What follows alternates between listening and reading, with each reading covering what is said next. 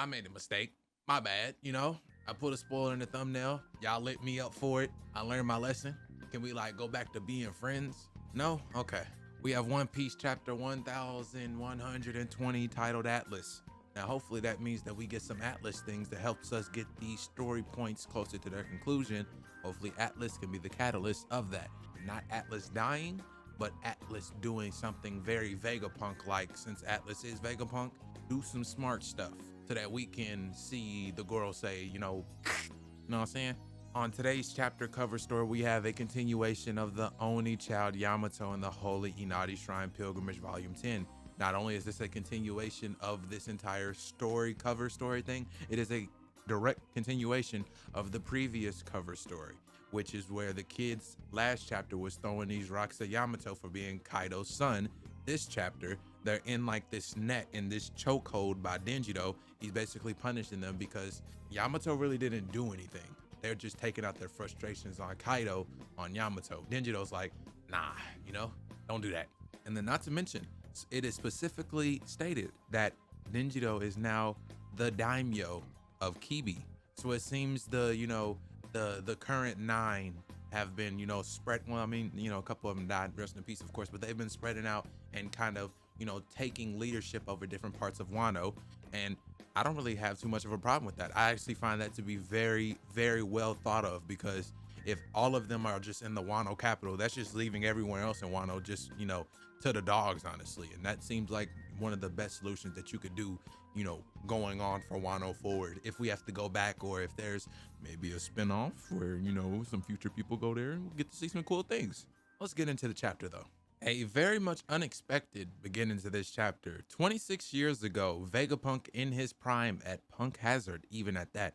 It seems there are some, well, I don't know yet, but it seems to be like researchers or, fellow smart people are asking Vegapunk, like, please help us study the void century. We don't want all of the information that pertains to that century just to be shrouded in darkness. Let's bring it to the light.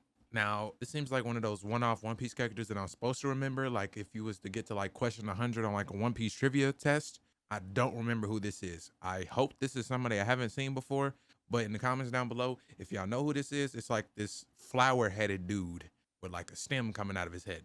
I don't think I've ever seen this person before, but if I have, it was probably like one time. But this is the person that's asking Vegapunk for his help with researching in the void century.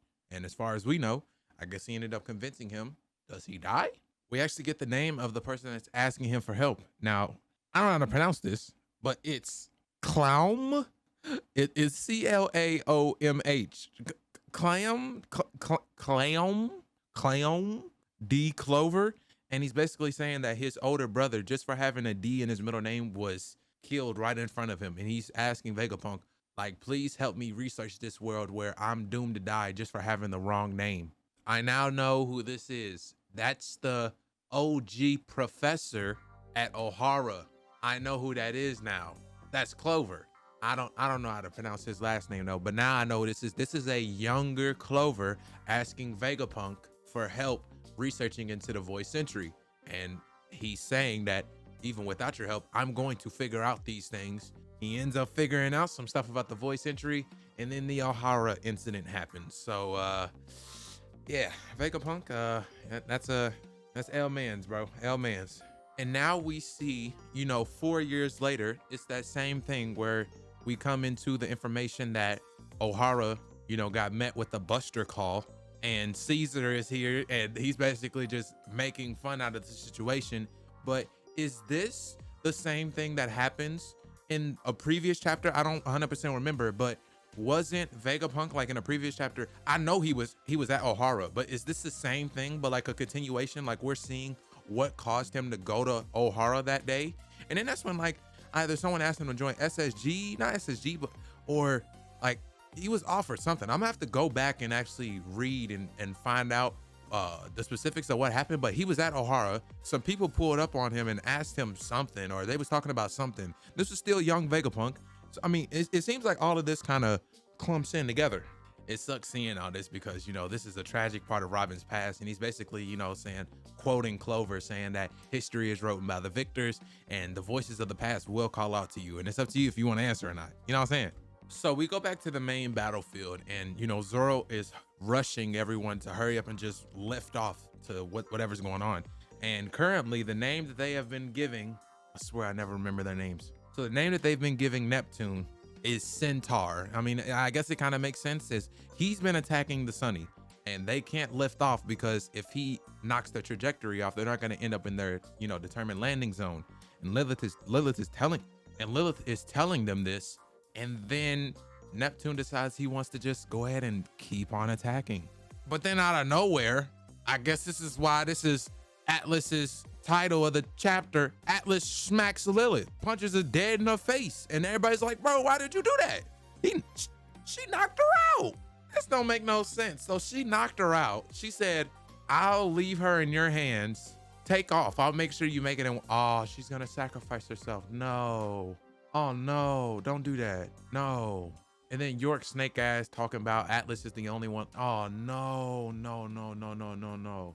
Oh no, no. And then Atlas zooms off in front of Neptune. No, she's gonna sacrifice herself. Atlas shoots herself at Neptune, gets her arm cut off, and then they coup de burst. Oh my God. And then we cut to the damn Marines. Like, why do you always do this? This sad ass moment. Like, basically, Atlas is gonna have like an off-screen death, bro. That's crazy. That's crazy, bro. Because like, there's no shot she can beat or even hold back a damn member of the Girl Safe for long. But man, that's just crazy. R.I.P., bro. Hopefully she survived. Hopefully, but I mean, Oda ain't gonna make no promises, bro. So that means we're like confirmed that all of the Vegapunks are dead except for Lilith, because Lilith got knocked out. I don't know if Edison is dead. We didn't see him die, but he's most likely dead because York said everybody's offline except for Lilith. Wow, this arc was crazy. The Vice Admirals is kind of speaking on what's going on. There's a huge boar, a centaur, big old robot. What's going on? I have no idea. I don't have the faintest idea. And then we go over to the Iron Giant, and all the giants and Luffy are all like kind of cawing at this thing because they think it's so cool. And then the robot starts speaking to Luffy. He says, Joy Boy, I'm happy I got to see you again. And then is he saying over here, you? Or is that Saturn saying that? And he's basically saying, I came like before. Your enemy is my enemy. I'm glad I can fight for you again. So this is kind of hinting at that there was like a war and Joy Boy's side of the war lost. And that, kind of is the reason why things are the way they are now. And we have the Gorosei just wreaking havoc and doing whatever it is that they want. But also the robot can talk. So that might mean that there's some kind of, something's in the robot kind of situation, because other than that, this don't make no sense why this thing's talk. But at the same time, heavily advanced society. So like, you could chalk that up to anything, honestly. Oh, wait, did he speak to him using the voice of all things? Whoa, because Luffy was talking to the giants and he said he was talking to me about protecting some dude named Joy Boy, who even is that? And then the giants was like, I didn't hear a thing. So they had to speak using the voice of all things. Oh my God. So the battle kicks off. Luffy, the Iron Giant, in front of Saturn and Jupiter. Saturn really isn't trying to let anybody get away. The giant tries to attack Jupiter, but apparently, I guess like after 900 years, this robot's weapons are kind of like left inoperable. Saturn hops onto the ship, and then we see the Sunny is finally shooting off into the sky. And Sanji's like, what? That's the Sunny. And what'd that mean? What you mean, and? It's supposed to be just the Sunny. And then we see Neptune right in front of Atlas. And he asked her, so you mean to make a grand sacrifice to yourself? And she's like, nah, I'm just lending a hand. And then as far as I see, she self-destructs. There's a big explosion and all we see is just bits and pieces of Atlas there and the Sunny. And that must have been what Sanji saw. He must have saw this grand sacrifice, or should I say lending a hand. And then we have a big final page. So I'm gonna read all this and then I'm gonna holler at y'all because, oh my God, hold on. So it's a lot that's going on currently. It seems as if we are getting closer and closer to the finale of this here arc. So the Sunny is currently soaring through the skies and everyone's currently crying at the loss of Atlas. York is laughing at the fact that Atlas is gone, saying that she's the last Vegapunk, when in truth, Lilith is still alive, very much kicking. The explosion shows like this like deterioration on Neptune's face, but it seems as if he's already healing it back. He's not really showing any showage of this damage, like it's just gonna come back. And then we see the Iron Robot. Actually, the Iron Robot is like one arm gone, and then he's talking about how Joy Boy of the past said, I guess there's gonna come a time when he has to use something. I don't know what it is, but there's gonna come a time when he needs to use it. And there's two members of the Gorosei in front of him, and he's wondering if it's the time to use it. If it's an instant kill the Gorosei button, yeah, push the button, bro. And actually, how we end up ending the chapter is Vegapunk tells the whole world Roger's true name, which is Gold D Roger. Everybody reading this already knew, but now everybody in the One Piece world that was, watching this here broadcast now knows that Gold Roger is no one. His name was Gold D Roger, and that is where the chapter ends. Just like every chapter, especially them ones that's on a fresh new 10 number, they're always crazy. This was a crazy chapter.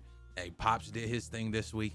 There's a couple things that I want to talk about before I end this video. Specifically, the origins of the voice of all things seems to be something that's, kind of brought back my peak of interest for this chapter, because this is what I believe to be the first inanimate object that has been able to use the voice of things. But this could be proof that the Iron Giant is, a truly living being, or something that was put into this inanimate object and is able to live through it and is able to use the voice of all things. Or it's either the voice of all things is how it's able to speak to Luffy, or there is some kind of voice of Joy Boy things that, you can only talk to Joy Boy, kind of thing.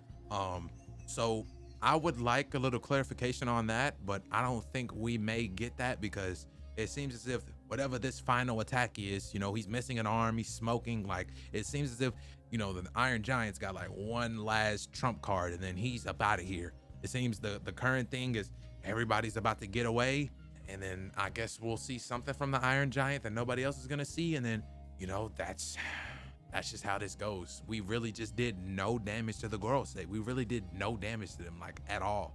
No lasting damage that they didn't just heal back within 15 seconds. That's really crazy.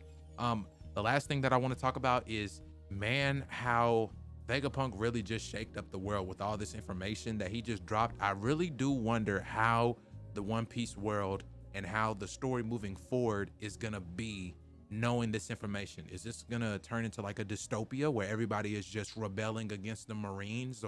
But I think there's still like that 50-50. There's that side that believes everything, or, is willing to hear out what Vegapunk said. And then there's that side that, still believe in the Marines, and they're just disregarding everything that Vegapunk is saying. Like, I'm sure there were some towns where the Marines are just telling them to not believe anything that he's saying. So there's still there can still be that 50-50 line. But this might cause a war between the citizens of the One Piece world as well, where there's the half that believes in what Vegapunk is saying and the other half that doesn't. And I'm very interested on how Oda decides to move forward with the non-main characters of this here story. With that, that was a crazy one. We're not on break, so hey, next week, next Thursday, Wednesday, whenever he dropped it, it's gonna be another chapter just like this one, a W chapter.